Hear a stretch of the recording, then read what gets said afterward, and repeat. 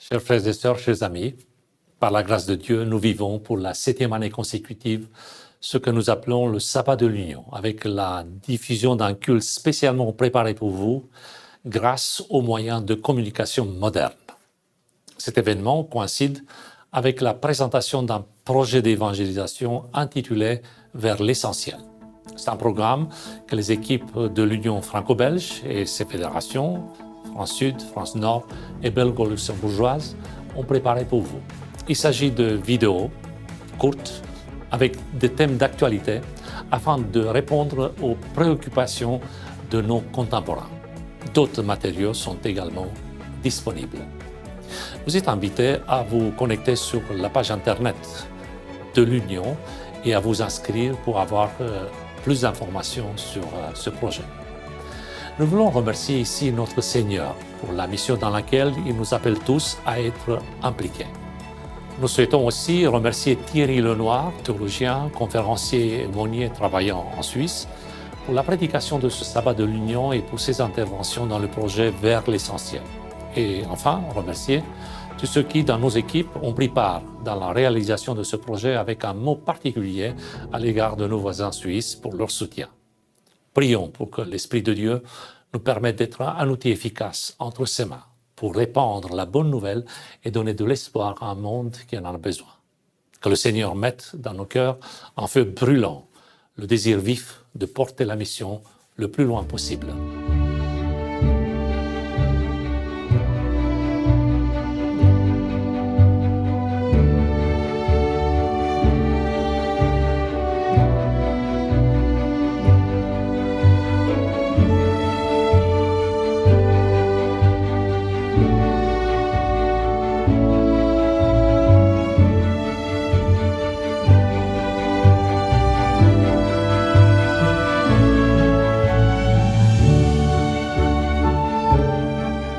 Soyez bienvenus dans ce lieu méditatif, ce lieu spirituel.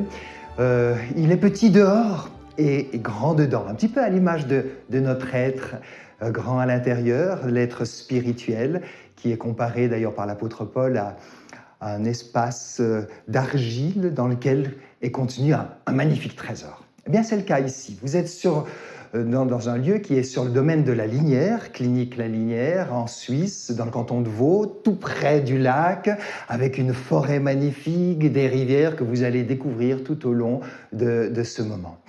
Eh bien, je suis très heureux de vous accueillir. C'est un lieu qui a été créé justement pour respecter toute spiritualité, parce que les patients qui viennent à la clinique viennent de différents horizons, culturels, spirituels, et notre rôle est de les accompagner dans un chemin de paix du corps, de l'âme et de l'esprit. Et pour cela, il nous faut accueillir chaque être, avec tout son bagage, toute sa spiritualité, dans le respect le plus total. Et c'est dans cet esprit qu'il m'a été demandé de réaliser une dizaine de réflexions, 10 thèmes pour notre société, qui sont parfois fermés, hermétiques à tout langage religieux, mais qui, en même temps, qu'ils soient conscients ou pas, sont avec leur immense besoin de spiritualité, d'élévation, de prise de hauteur et de transcendance.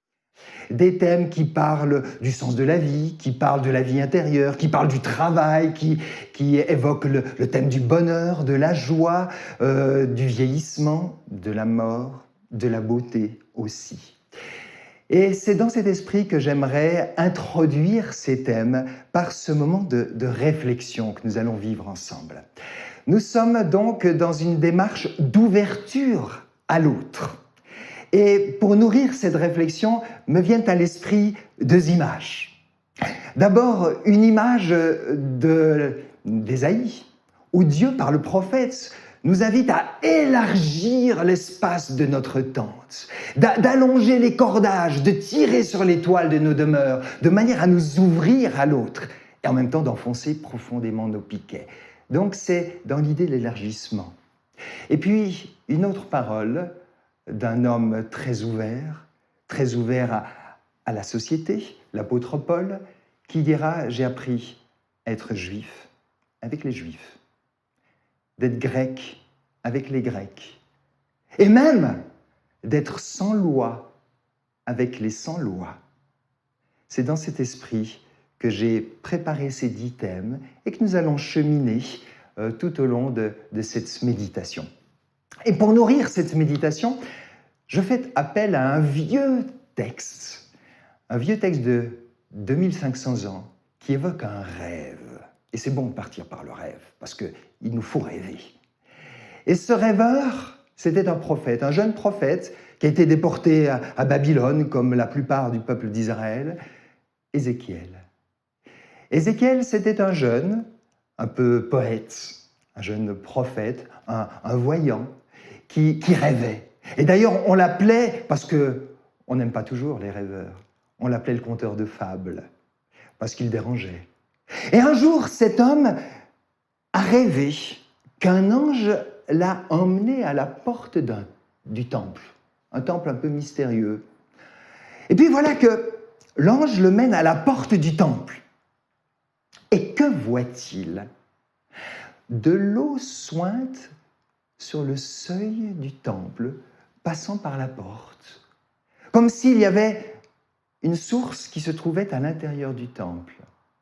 Alors c'est étrange parce que la première réaction, et ça aurait été ma réaction, c'est de me dire tiens, il y a une fuite, on va aller voir d'où vient la fuite. Et non, l'ange ne l'invite pas à rentrer dans le temple pour aller comprendre ce mystère, parce que c'est un mystère, l'origine de cette source, et il faut le respecter comme tel. Et l'ange lui dit plutôt, Ézéchiel, suis le cours d'eau. D'abord, c'est un tout petit dégouline d'eau. C'est même pas un ruisseau, c'est de l'eau qui suinte. Et l'ange l'invite à marcher pour suivre ce cours de l'eau. 500 mètres. Et au bout de 500 mètres, il lui dit, vas-y, traverse. Et voilà qu'Ézéchiel, le jeune Ézéchiel, met les pieds dans l'eau et il traverse d'une rive à l'autre de ce petit ruisseau qui, petit à petit, au fil de la marche, parce que c'est vraiment une marche, c'est un chemin de pèlerinage, eh bien, le pèlerin sacré découvre que ce ruisseau devient une rivière. L'eau lui vient jusqu'aux genoux et l'ange toujours lui dit « Vas-y, passe d'une rive à l'autre » et il se mouille, le jeune Ézéchiel, et il traverse d'une rive à l'autre comme s'il cherchait à changer son angle de vision. Et puis l'ange toujours lui dit « Mais continue ta marche, ne t'arrête pas » Et voilà que la rivière devient fleuve. Et encore une fois, Ézéchiel traverse ce fleuve. Il a de l'eau jusqu'à la taille. Et l'eau monte, À un moment donné, c'est un torrent tumultueux. Et l'ange lui dit, vas-y, traverse encore. Passe sur l'autre rive. Et voilà qu'il a peur. Parce que ça fait peur. Il risque la noyade. Il ne sait pas nager. Et l'ange l'aide. Et c'est alors que l'ange lui dit, maintenant, lève les yeux et regarde ce qu'il y a autour de toi. L'ange l'invite à cheminer, c'est une marche sacrée, pour suivre ce fleuve, ce cours de la vie, pour s'émerveiller, parce que l'ange lui dit, lève le regard, et regarde tous les arbres qui sont autour de toi, des arbres étranges, on en parlera tout à l'heure. Et chaque fois, l'ange le fait traverser, changer de rive. C'est un pèlerin entre deux rives. Est-ce que c'est pas notre chemin spirituel d'être un pèlerin entre deux rives, dans l'émerveillement, dans la découverte de ce qu'il y a autour de nous? Certes, le temple est derrière, certes, la source est sortie du temple, mais l'ange ne l'a pas invité à aller découvrir le phénomène, mais à suivre ce phénomène pour s'en émerveiller. Eh bien, c'est cela, la marche spirituelle auquel nous sommes invités.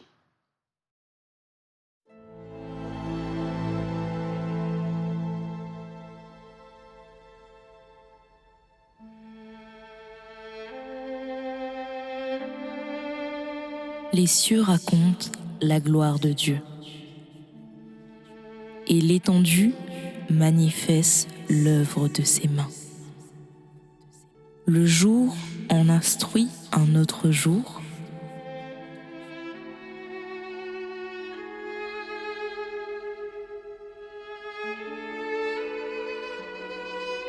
la nuit en donne connaissance à une autre nuit.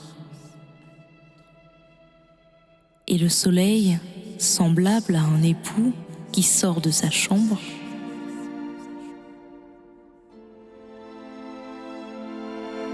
s'élance dans la carrière avec la joie d'un héros.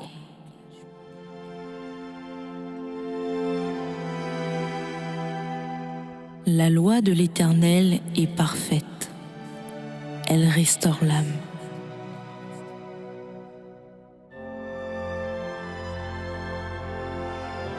Les commandements de l'Éternel sont purs. Ils éclairent les yeux.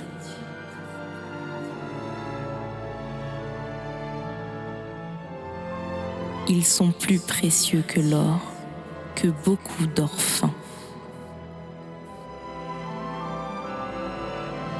Reçois favorablement les paroles de ma bouche et les sentiments de mon cœur. Ô Éternel, mon rocher et mon libérateur.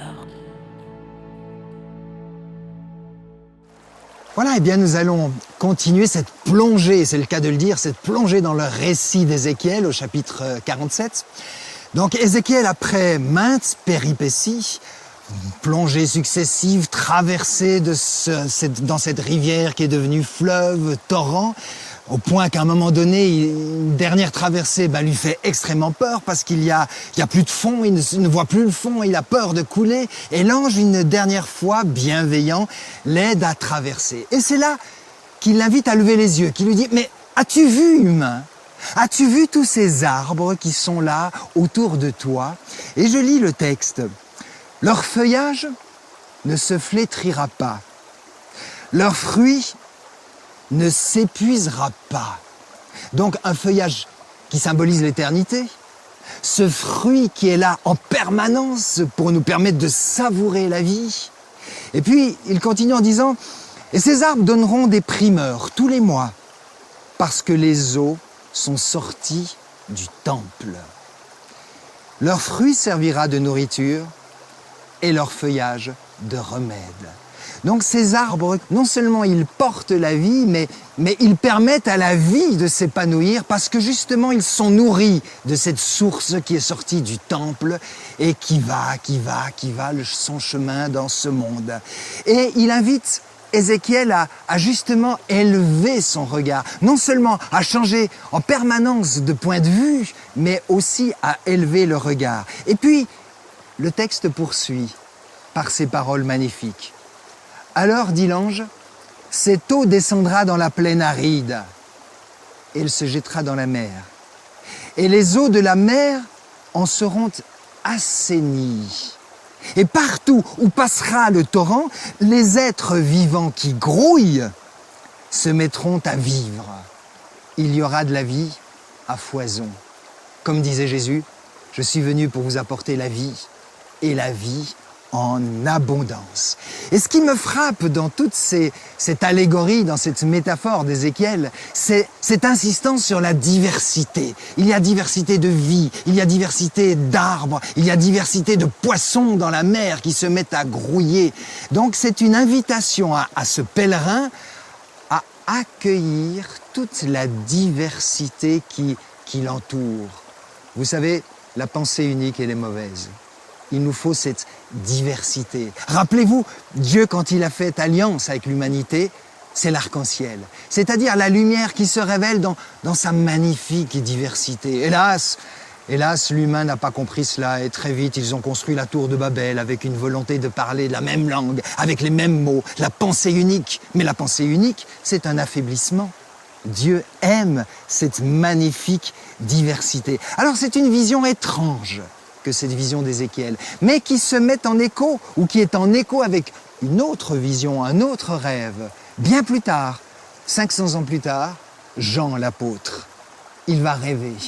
Et on trouve dans l'Apocalypse une autre vision qui est très semblable, un petit peu comme si la vision d'Ézéchiel était le reflet d'une autre vision qui est une vision céleste. Celle d'Ézéchiel, c'est une vision terrestre.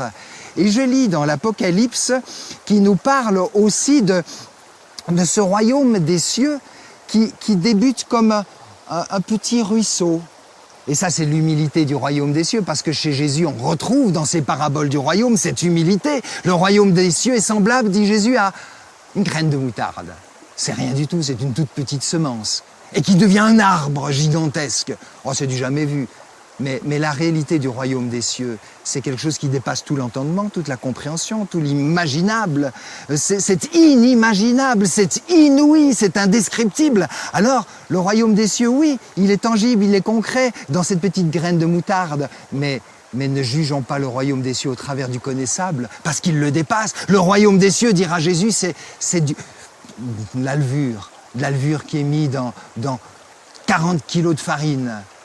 3 mesures de farine, c'est 40 kilos, c'est démesuré. Et toute la farine lève, la pâte lève, grâce à ce levain qui est imperceptible, qui disparaît, on ne sait même plus où il est.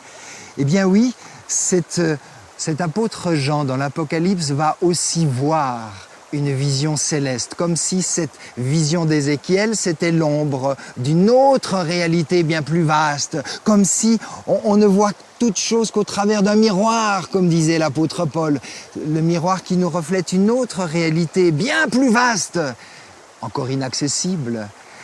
Et voilà ce que dit l'apôtre Jean dans l'Apocalypse, au chapitre 22. Un ange me montra un fleuve d'eau vie, limpide comme du cristal, sortant du trône de Dieu et de l'agneau. Et au milieu de la grande rue de la ville, sur les 2 bords du fleuve, un arbre de vie, produisant 12 récoltes et donnant son fruit chaque mois. Et il termine en disant « Et les feuillages de l'arbre sont pour la guérison des nations. » Vous voyez ces 2 rêves qui se font écho. Il y a l'ombre et la réalité.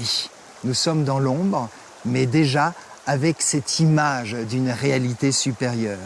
Et puis de plus, nous retrouvons de nouveau cette évocation de la source d'eau vive et jaillissante dans une autre parole de Jésus.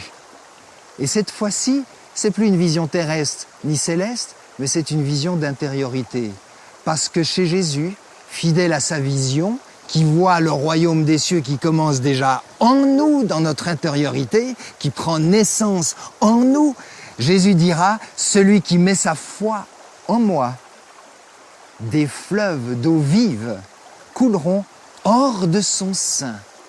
Et puis à un autre moment, quand il parlait à la femme samaritaine au bord du puits, au bord de la source, Jésus dira, celui qui boira de l'eau que moi je veux lui donner, eh bien celui-là n'aura plus jamais soif, parce que l'eau que je lui donnerai deviendra en lui une source d'eau vive qui jaillira pour l'éternité.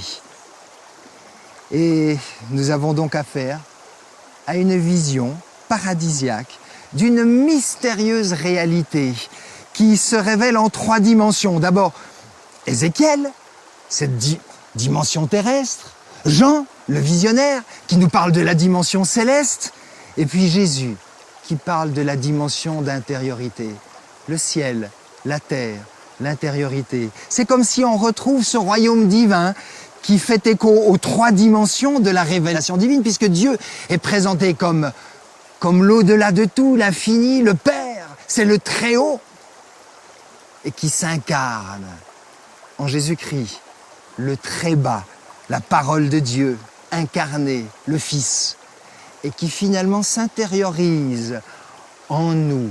Du Très-Haut, il devient le Très-Bas, et le en nous, l'Esprit Saint. Ainsi, pour Jésus, le royaume des cieux n'est pas uniquement cet espace lointain et à venir, qui est à l'horizon hypothétique de nos existences. Le royaume des cieux, il est aussi un lieu présent et un lieu intérieur qui nous habite, une terre qui abrite la promesse d'une semence, un trésor qui est caché dans notre intériorité, une source d'eau vivante qui ne demande qu'à rejaillir. C'est là toute la démarche spirituelle de Jésus, c'est de raviver la source intérieure. Un tout grand poète du XVIIe siècle, un mystique, une grande voix sacrée du christianisme, Angelus Silesius, a sous différentes manières répété cette phrase que j'aimerais vous lire. « Ô homme, si le paradis n'est pas d'abord en toi, entends-moi bien, aucun chemin ne t'y mènera. » N'est-ce pas ce que dit Jésus?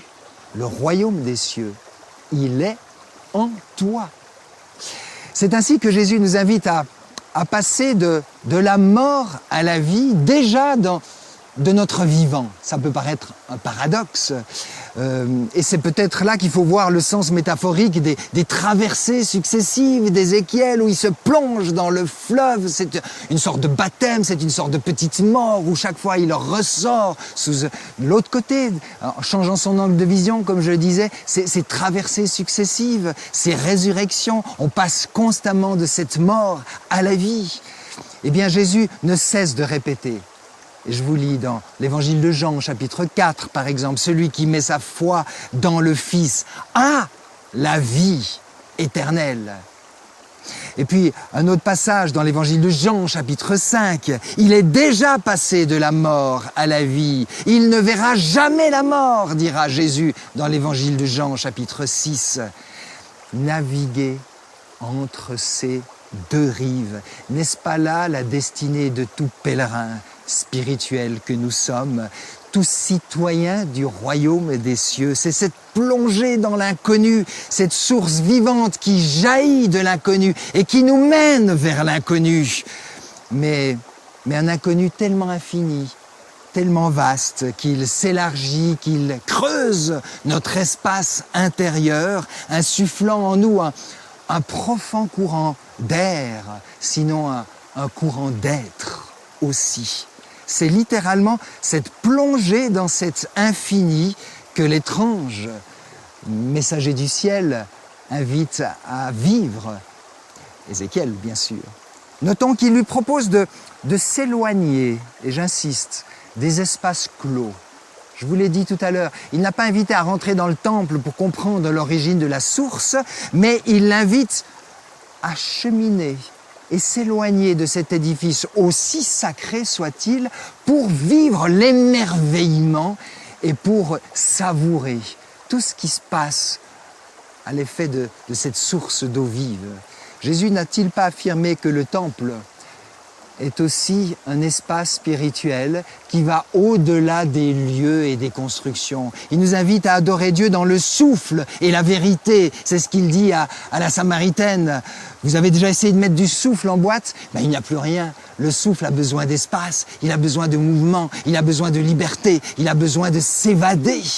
Et c'est cela, la vérité de l'amour que nous invite à goûter Jésus. Renoncer à comprendre l'origine de la source, renoncer à comprendre qui est même Dieu, mais suivre le cours de cette eau qui sort de Dieu, ce cours de la vie. C'est risquer l'aventure du large, c'est risquer parfois de se noyer, de ne pas comprendre. C'est risquer nos peurs aussi, mais c'est risquer la confiance. Et c'est ça l'aventure de la foi. Accepter le mystère de ce fleuve d'eau vive, dont comme le souffle, on ne sait ni d'où il vient, ni où il va. Mais on se laisse porter par lui. Ézéchiel comprend ainsi que le sacré ne peut être enfermé dans un espace clos et qu'il a besoin d'espaces larges, vivants et toujours renouvelés comme une eau vive et non pas une mare stagnante. Un contemporain d'Ézéchiel, Jérémie, parlant de la part de Dieu, dira à un moment donné cette parole étrange où Dieu dit « Je vous reproche, vous les fidèles, deux choses. Vous ne buvez plus à une source d'eau vive et pire, vous cherchez à l'enfermer dans une citerne, mais une citerne crevassée qui ne retient pas l'eau. Alors pauvre détenteur du vide, j'espère que jamais l'Église ne devienne cette citerne fissurée qui se prétend détenir la vérité et contenir l'eau sacrée, mais finalement qui se retrouve avec du vide. Jérémie, chapitre 2, verset 13. Jésus n'a-t-il pas invité Nicodème, ce vieux maître religieux, cet enseignant, à renaître, non seulement de nouveau, mais renaître d'en haut? Et parfois, il faut du temps, il faut toute une vie pour s'ouvrir à cette dimension d'éternité, à cet au-delà de tout. Et Jésus va lui dire qu'il faut devenir comme le vent, ce vent qui ne sait ni d'où il vient et qui ne sait même pas où il va, mais qui avance parce qu'il fait confiance, porté par cette force supérieure. Incroyable pèlerin comme Ézéchiel, comme Nicodème, comme tant d'autres, comme vous et moi, qui cheminons, qui marchons vers cet au-delà de tout, mais non pas par la vue, mais par la foi.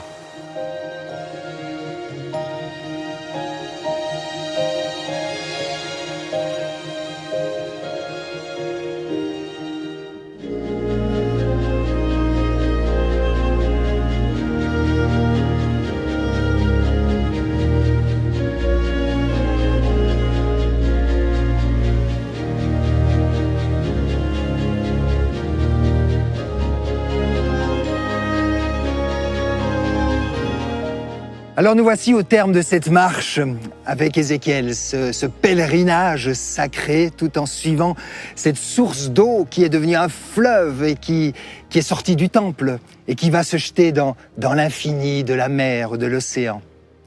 Qu'est-ce que l'on a appris en côtoyant Ézéchiel dans son rêve, dans sa marche? D'abord, à respecter ce mystère de la source sacrée. Sans chercher à la comprendre, mais à goûter, à savourer cette source et cheminer avec. Ensuite, nous avons appris aussi à accueillir ce sacré en soi, puisque nous sommes nous-mêmes appelés à être traversés de cette source et que cette source puisse jaillir hors de nous en source de vie.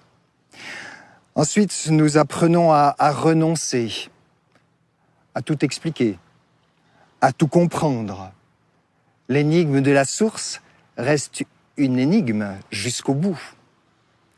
Nous avons appris à nous mettre aussi en marche, en pèlerin, un pèlerin de l'entre-deux-rives, avec toujours ce besoin de changer notre regard, changer notre angle de vision, cheminer vers ce royaume des cieux qui nous déstabilise, qui nous déplace, qui nous insécurise, aussi parfois. Mais quelle aventure de la foi. C'est cela, cheminer dans et vers le royaume des cieux. Oui, c'est un parcours d'aventure. S'immerger n'est pas un parcours facile, c'est un parcours de risque, de combattant, comme nous l'avons dit. Mais la foi n'est-elle pas aussi ce combat, un peu à l'image de Jacob, dans ce combat avec l'ange, pour rester dans ce corps à corps avec Dieu? Ah, quelle aventure! Merveilleuse, périlleuse sans doute, mais merveilleuse. Et c'est cela, parce qu'il faut du courage, il faut de la persévérance, il faut aussi de la ténacité dans l'aventure de la foi. C'est une expérience qui nous arrache à nos conforts paisibles. Et pendant ces réflexions, ces 10 réflexions que je vous propose aussi, eh bien sûr, peut-être vous allez être parfois déstabilisé par un certain langage qui n'est pas le langage habituel, qui n'est pas le langage coutumier. Et pourquoi pas de temps en temps se laisser déstabiliser pour garder la marche? Parce que la foi, c'est être toujours en marche le long de ce fleuve qui coule en source de vie et qui régénère parce qu'il est plein de vertus thérapeutiques du corps, de l'âme et de l'esprit. Jésus disait, et je vous le rappelle, moi je suis venu pour que vous ayez la vie, et la vie en abondance. Assez de ces vies superficielles, assez de ces vies, de ces petites vies à l'horizon fermé, rétréci. Non, le royaume des cieux, c'est une ouverture sur l'infini qui nous dépasse. Élargis l'espace de tes demeures, nous dit Dieu. Ézéchiel dit, partout où le torrent arrive, tous les êtres vivants qui grouillent vivront. Ah, j'aime cette expression de grouiller. Mais oui, autour de nous, la vie grouille, les gens grouillent, il y a un monde fou.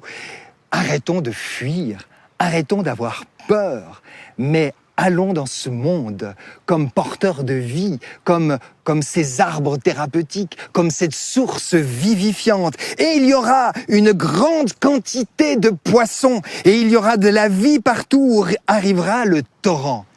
Et puis le texte, parce que le rêve termine sur une parole étrange. Ce texte termine en disant « Mais attention, mise en garde ». Il ne faut pas assainir les rives. Pourquoi? Parce que cela va donner du sel.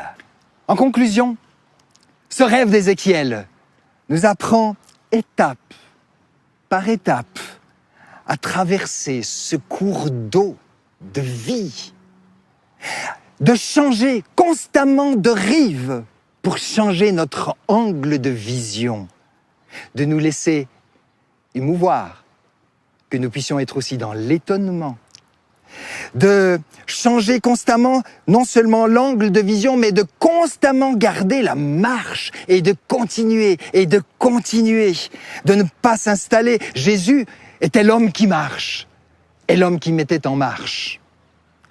De risquer la foi, de reconnaître et de goûter la beauté des paysages qui nous entourent, de contempler la diversité qui nous entoure, que ce soit celle des arbres qui sont porteurs de vie, mais aussi accueillir la diversité des poissons qui peuplent la mer, c'est-à-dire le monde, reconnaître la diversité qu'il y a dans ce monde qui nous entoure et accueillir, respecter cette diversité. Et puis surtout, refuser d'assainir les rives parce que on va se priver du sel. Or, le sel est précieux. Tout ce monde qui nous entoure, laissons-le être aussi ce qu'il peut nous apporter. Et alors, le sel va se révéler leur richesse. Qui sommes-nous pour nous fourvoyant en prétendant assainir le monde dans lequel nous sommes? Nous ne sommes pas Dieu. Et la bonne nouvelle, c'est que la place est déjà prise. N'endossez pas le rôle du purificateur. D'ailleurs, Jésus, fidèle à cette vision, dans sa fameuse parabole du bon blé et de l'ivraie, nous interdit d'éliminer la mauvaise herbe. Acceptez la cohabitation, parce qu'à vouloir éliminer le mauvais, c'est la meilleure manière de détruire le bon. Laissez ensemble. Respectez ce qui vous entoure, acceptez même cette cohabitation et c'est là que vous allez respecter le bon blé et révéler le bon blé qui vous entoure. Alors, à perte de vue, c'est en l'infini d'un océan, un océan de promesses de vie et de rétablissement. La porte des cieux est ouverte et Jésus et cette porte, c'est là qu'il y a de la vie. Et Jésus est ce chemin, cette vérité et cette vie. Et Jésus précise bien qu'il est venu apporter la vie, mais la vie en abondance. Amen.